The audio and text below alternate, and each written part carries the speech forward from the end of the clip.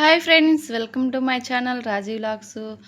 ఈరోజు video వచ్చనమాట bagara rice సింపుల్గా ఎలా చేసుకుందామో చూసేద్దాం. చాలా బాగుంటుందండి అండ్ సింపుల్ కూడా, పిల్లలు కూడా చాలా ఇష్టంగా తింటారు.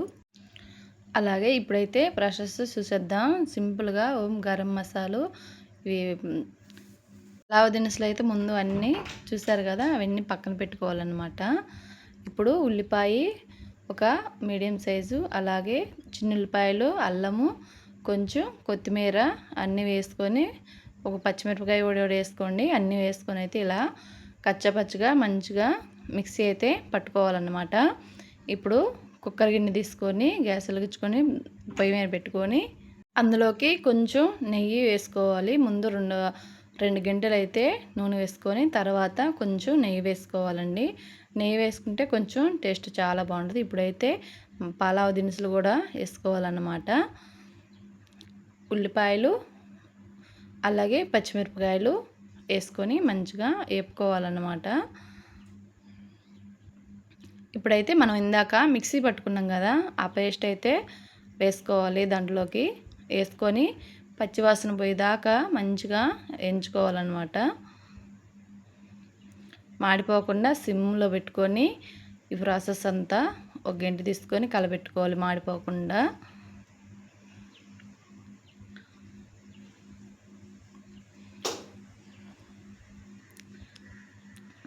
ఇప్పుడైతే కొంచెం కొత్తిమీర వేసుకోవాలన్నమాట. ఒక 2 రెబ్బలు కరివేపాకు వేసుకోవాలి. వేసుకొని అవి కూడా మంచిగా కలబెట్టుకోవాలన్నమాట.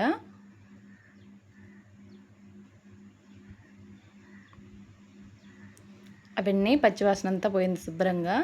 ఇప్పుడైతే నేను ఒక 3 గ్లాసులు తీసుకొని ఒక గంట ముందే కడిగి శుభ్రంగా నానబెట్టుకున్నానండి.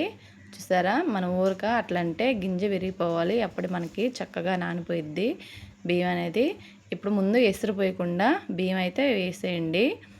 బియ్యం వేసిన తర్వాత మంచిగా శుభ్రంగా ఒక నిమ్మకాయ సగం పిండుకోండి. నిమ్మకాయ సగం పిండుకుంటే ఎందుకంటే మనకి చాలా బాగుంటుంది. అలాగే మంచిగా కలబెట్టుకోండి. సిమ్లో పెట్టుకొని ఈ ప్రాసెస్ అంతా చేసుకోవాలి. హైలో పెట్టుకుంటే మనకి మాడిపోయిద్ది, అంత రుచి కూడా ఏం బాగుండదు. ఇప్పుడన్నీ చక్కగా అన్నీ కలబెట్టుకున్నాం కదా. ఇప్పుడైతే ఇందాక నేను ఈ గ్లాస్తో బియ్యం అయితే కొలుసుకున్నాను అన్నమాట. 3 గ్లాసులు. ఏ గ్లాస్తో బియ్యం అయితే కొలుచుకున్నాము అదే గ్లాస్తో నేను నానబెట్టుకున్నా కాబట్టి 7.5 గ్లాస్ అయితే పోసుకున్నాను అన్నమాట. ఇక ఇప్పుడన్నీ అయితే కలుపుకోవాలి. మంచిగా కలుపుకొని కొంచెం మనం ఉప్పు అయితే వేసుకోవాలి. ఉప్పు ఇప్పుడే చూసి వేసుకోండి. మీకు చాలా పోతే మళ్ళీ వేసుకోండి. నేను ఇక్కడ తగినంత ఉప్పు అయితే వేస్తున్నా. ఉప్పు వేసుకున్న తర్వాత మంచిగా అయితే కలబెట్టుకొని ఇప్పుడు కొంచెం పైన కొద్దిగా నిమ్మరసం అయితే పిండుకోవాలి. నేను అంత అంటికి ఒక నిమ్మకాయ అయితే వాడాను ఇక్కడ. నిమ్మకాయ అయితే పిండేసాను అనమాట. ఇప్పుడు మంచిగా కలబెట్టుకోవాలి ఒక్కసారి.